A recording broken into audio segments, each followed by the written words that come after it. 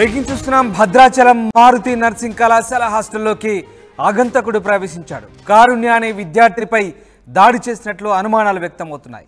విద్యార్థినికి తీవ్ర గాయాలయ్యాయి. ప్రస్తుతం ఆమెను ఆసుపత్రికి తరలించారు. అర్ధరాత్రి ఆగంతకుడిని చూశామంటూ కొంతమంది విద్యార్థినులు చెప్తున్నారు.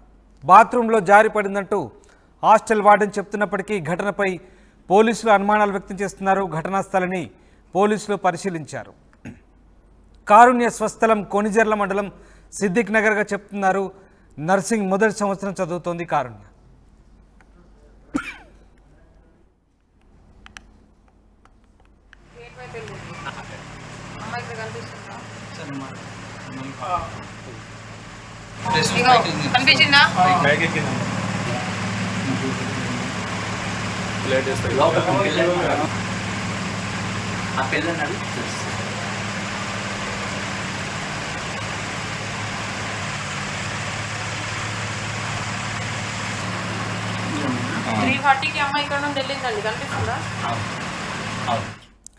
భద్రాచలం మారుతి నర్సింగ్ కళాశాల హాస్టల్లోకి ఓ ఆగంతకుడు ప్రవేశించాడు.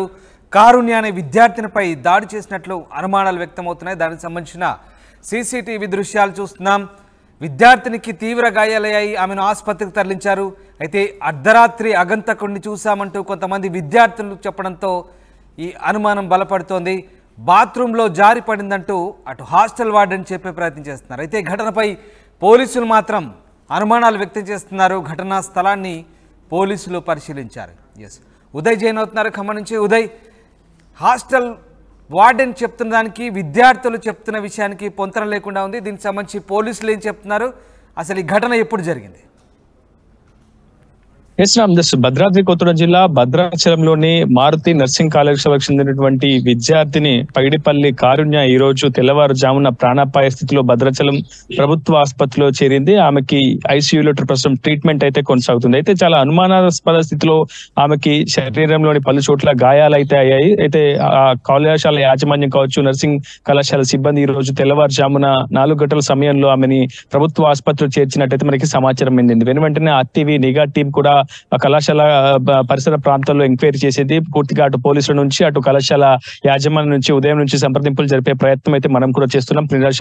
కళాశాల ప్రిన్సిపల్ తో కూడా మాట్లాడే ప్రయత్నం చేస్తాం. నర్సింగ్ కళాశాల మొదటి సంవత్సరం జరుగుతుంది. పగిడిపల్లి కారుణ్య ఆమె స్వస్థలం వైరా నియోజకవర్గం కొనిజర్ల మండలం సిద్దిక్ నగర్ గా తెలుస్తుంది. అయితే నిన్న అర్ధరాత్రి సమయంలో కళాశాల గ్రౌండ్ ఫ్లోర్ నుంచి ఫస్ట్ ఫ్లోర్ లో ఉన్నటువంటి ఒక రూమ్ కి కారుణ్య వెళ్ళడం అయితే సీసీటీవీ ఫుటేజ్ లో చాలా ఎక్స్క్లూజివ్ గా మీకు చూపించే ప్రయత్నం చేస్తున్నాం. చాలా ఎక్స్క్లూజివ్ గా మనం కూడా ఫుటేజ్ సంపాదించే ప్రయత్నం చేశాం. ఉదయం నుంచి చాలా సంప్రదింపులు అటు కళాశాల యాజమాన్యంతో పాటు అటు పోలీసులు, మరోవైపు స్థానికంగా ఉన్నటువంటి విద్యార్థులతో కూడా ఆర్టీవీ నిఘా బృందం అయితే సంప్రదింపులు జరుపుతూ వచ్చింది. అందులో చాలా పర్టికులర్ గా చాలా కీలకమైనటువంటి విషయాలు ఆర్టీవీ నిఘా బృందం చేతి కూడా చిక్కాయని చెప్పుకోవాలి. అందులో ప్రధానంగా నిన్న అర్ధరాత్రి సమయంలో ఒక ఆగంతకుడు కళాశాలల హాస్టల్లోకి ప్రవేశించినట్లయితే కొంతమంది విద్యార్థులను మనకి సమాచారం అయితే అందిస్తున్నారు. అసలు కారుణ్య నిజంగా ఏం జరిగింది అనే అంశంపై, కారుణ్యకి ఏ విధంగా గాయాలనే అంశంపై ఇప్పటి వరకు కూడా కళాశాల యాజమాన్యం నుంచి ఒక స్పష్టత మాత్రం రావట్లేదు. కళాశాల వార్డెన్ మాత్రం కేవలం ఆమె బాత్రూమ్ లో కాలు జారి పడినప్పుడు జరిగినటువంటి గాయాల కారణంగానే ఆమె ఆసుపత్రిలో చేర్పించాల్సి వచ్చిందని చెప్పేసి కళాశాల వార్డెన్ చెప్తున్నారు. కానీ మరోవైపు డాక్టర్లను కూడా అతివి నిఘా బృందం సంప్రదించింది. చాలా స్పష్టంగా ముక్కులోంచి చెవిలోంచి చాలా తీవ్రంగా రక్తస్రావం అయినట్లు కూడా డాక్టర్లు గుర్తించారు. ఇది ఒక రోడ్డు ప్రమాదం సంభవించినప్పుడు లేదా ఇతరులు ఎవరైనా దాడి చేసినప్పుడు మాత్రమే ఇలాంటి గాయాలు జరుగుతుంటాయని చెప్పేసి డాక్టర్లు కూడా ఆర్టీవీ నిఘా బృందంతో చాలా స్పష్టంగా చెప్పడం జరిగింది. సో చాలా స్పెసిఫిక్ గా ఇది హత్య లేదంటే ఆత్మహత్య అనే కోణంలో కూడా ఇప్పటికే పోలీసులు దర్యాప్తు చేస్తున్నారు. చాలా గుట్టుగా ఎవరికీ తెలియకుండా విషయాన్ని చాలా గోప్యంగా ఉంచుతూ కళాశాల యాజమాన్యం భద్రాచలం ప్రభుత్వ ఆసుపత్రిలోని ఇంటెన్సివ్ కేర్ యూనిట్ లో ఉంచి చికిత్సనైతే కారుణ్యకు అందిస్తున్నారు. నిన్న ఆలస్యంగా కూడా ఈ సమాచారాన్ని బాధిత కారుణ్య కుటుంబ సభ్యులకైతే కళాశాల యాజమాన్యం అయితే అందించిందని చెప్పుకోవాలి. గత కొద్దిసేపు క్రితమే కారుణ్యకు సంబంధించినటువంటి కుటుంబ సభ్యులు కూడా ఆ ప్రభుత్వ ఆసుపత్రికి చేరుకున్నారు. అయితే కళాశాల యాజమాన్యం ఇది ఫిట్స్ వచ్చింది, అమ్మాయికి ఫిట్స్ వచ్చి బాత్రూమ్ లో కాలు జారి పడిందని చెప్తున్నారు. కానీ ఫిట్స్ లాంటిది కానీ ఏ అనారోగ్య సమస్య తల్లిదండ్రులు. రామ్దాస్, ఆ విద్యార్థిని పరిస్థితి ఎలా ఉంది? అలాగే సీసీటీవీ ఫుటేజ్ సంబంధించి పోలీసులు ఎలాంటి అనాలిసిస్ చేస్తున్నారు?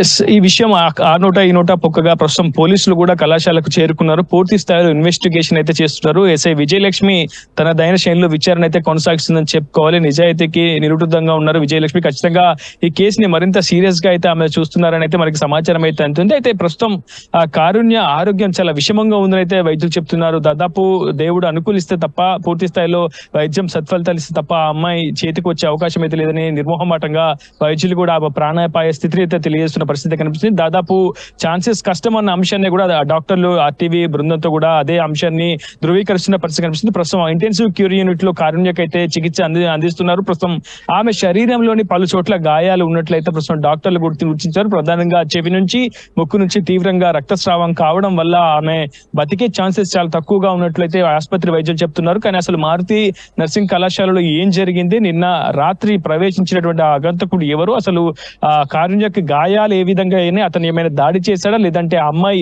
ఆ పై బిల్డింగ్ నుంచి ఏమైనా ఆత్మహత్య యత్నం చేసిందా అనేక కోణాల్లో కూడా పోలీసులు ఇప్పటికైతే దర్యాప్తు చేస్తున్నారు. కానీ కళాశాల యాజమాన్యం మాత్రం ఈ విషయంలో చాలా పెద్ద ఎత్తున గోప్యత పాటిస్తూ వస్తుంది. కేవలం ఒక బాత్రూమ్ లో కాల్ జారి కారుణ్య స్లిప్ అయి పడినట్లు, ఆ తద్వారానే బ్లీడ్ అవుతున్నట్టు మాత్రం కళాశాల యాజమాన్యం చెప్తున్నారు. కానీ మరోవైపు పోలీసులు కూడా అనుమానం వ్యక్తం చేస్తున్నారు. కుటుంబ సభ్యులు కూడా అనుమానం వ్యక్తం చేస్తున్నారు. ఇది ఖచ్చితంగా మా అమ్మాయికి ఎటువంటి అనారోగ్య సమస్య లేదు, ఖచ్చితంగా చాలా ధైర్యంగా ఉంటుంది, ఏ విషయాన్నైనా తమకు చెబుతుంది. ఇటీవలే పార్లమెంట్ ఓటింగ్ లో కూడా తన ఓటు హక్కు వినియోగించుకొని కళాశాలకు చేరుకుందంటూ కూడా కుటుంబ సభ్యులు చెప్పే ప్రయత్నం చేస్తున్నారు. కానీ అక్కడ పూర్తిగా విషయం మాత్రం పొందుపడలేదు. మరోవైపు సీసీటీవీ ఫుటేజ్ సంబంధించి ప్రస్తుతం ఆర్టీవీ స్క్రీన్ పై ఎక్స్క్లూజివ్ గా చూస్తున్నారు. కారుణ్య నిన్న అర్ధరాత్రి గ్రౌండ్ ఫ్లోర్ నుంచి ఫస్ట్ ఫ్లోర్ కి వెళ్ళిన విజువల్ అయితే మనకి కనిపిస్తుంది. తర్వాత ఫస్ట్ ఫ్లోర్ నుంచి మళ్ళీ గ్రౌండ్ ఫ్లోర్ కి వచ్చిన విజువల్ మాత్రం కనిపిస్తుంది. కానీ ఆ మధ్యలో ఏం జరిగింది, అసలు కారుణ్య ఏ విధంగా ఒక విధంగా హత్య జరిగిందా, లేదంటే ఇతరులు దాడి చేశారా, లేకపోతే ఆ అగంతా కూడా ఆమెను ఏమైనా బ్లాక్ మెయిల్ గురి చేశారా, లేదంటే ఆ అమ్మాయి పై బిల్డింగ్ నుంచి ఏమైనా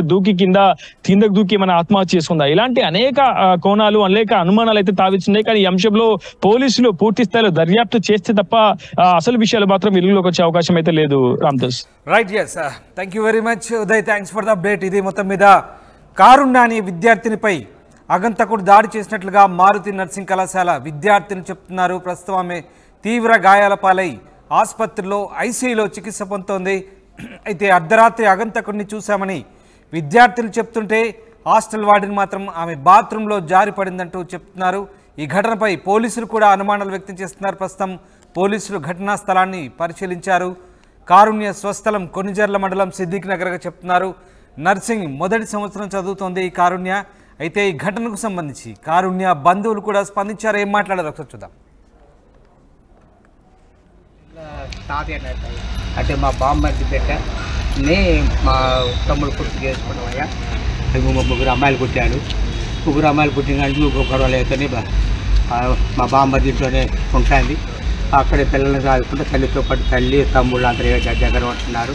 మరి తమ్ముడు కూడా వచ్చారు, తల్లిగారు చదువుకుంటున్నారు అయ్యా. కాలేజీలో చేర్పించుకున్నారు. ఇది మా మంచి కాలేజీ అంటే మొన్ననే చేర్పించారు. ఇప్పుడు మా తమ్ముడు కొడుకు, మా కొడుకు, మా బామ్మర్ది కొడుకు వచ్చి చేర్పించిపోయాడు. బాగానే ఉంటుంది. 7 నెలల మట్టి జబ్బులు ఏ జబ్బులు లేవు. ఇప్పుడు అది 7 సంవత్సరాల మట్టి జబ్బులు, అది ఏ జబ్బులు లేవయ్యా. మరి ఇప్పుడు అంటున్నారు సార్, వాళ్ళు జబ్బులు అంటున్నారు. ఏ జబ్బు వచ్చిందో నాకు తెలియదు, భగవంతుడు తెలవాల. పిల్లల్ని మట్టిగా అయ్యా. మరి పోయిన పిల్ల బాత్రూమ్ కానీ పోయింది అన్నారు పిల్లలు. మరి ఆ బాత్రూమ్ పోయిన పిల్ల అసలు ఎటు పోయింది తెలవట్లేదు. 18-20 నిమిషాలకి పిల్ల బయట ఉంటాం, పిల్లలు వచ్చి లేపుతాం. అమ్ము ఇదేంటయ్యా అంటే అది కెమెరాలో ఫాల్ట్ ఉంటారు కదా అంటున్నారు. సరే ఏదేమైనా జరిగింది ఆయన. ఆ పిల్లలకు మట్టి న్యాయం చేయండి అయ్యా. ముగ్గురు పిల్లలు, భర్త తాగుబోతు లేడు కూడా, ఇప్పుడు రావట్లేదు కూడా. ఆ పిల్లని ఏం చేస్తారు మీరు అంతా కలిసి? మరి వారికి వెళ్ళి కూడా మీరు తప్పు అంటలేదు. జరిగిందేదో జరిగింది, మాకు చూపించండి అంటున్నాను నేనంతే. మాకు చూపించండి, మీ పోలీసు కేసు పెట్టకూడదు అన్న ఆడు చెప్పారు. పోలీసు ఇప్పుడు ఎవరు చెప్పారు చెప్పమయ్యా. ఎవరు చెప్పొద్దు వాళ్ళ తల్లిగారు వారు రాలేదు, పాప ఇప్పుడు రాలేదు. చూపెట్టారు మీకు? చూపించారు కానీ సగం చూపించారు. పిల్ల పోవటం చూపించారు, రావడం చూపించలేదు, పట్టడం చూపించలేదు. వారే ఉన్నారు పడిపోయింది అంటారు. పట్టని వాటి నిజమే. 50 మంచి పంట చూపించాలి కదా నాకు. మరి పోతూ పట్టడం చూపించాలి కదా. జబ్బు వచ్చిన పిల్ల ఎట్లా ఊపుకొని పోయి చూపించాలి కదా. అది చూపించలేదు. మంచిగానే పోయింది పిల్ల అండి. పోవటం వారికి కానీ ఎటు పోయింది తెలవదు. ఇక మీ పేరేంటమ్మా? సునీత. అమ్మాయిని చూసారా? చూసారా ఏమైనా దెబ్బలు ఉన్నాయి మీ అమ్మాయికి? ఎక్కడ? చేతి మీద ఏమైనా ఉన్నాయా? ఒంటి మీద కాళ్ళకి వాటికి మోకాలికి తగిలినా? ఏమంటున్నారు డాక్టర్ గారు? ఏమన్నారు మరి? ఏ సార్తో మాట్లాడుతున్నారు? మీరేమనుకుంటున్నారు ఇప్పుడు? మీ అమ్మాయిని వేరే హాస్పిటల్ పంపాలా లేకపోతే ఇక్కడే ఉంచాలా?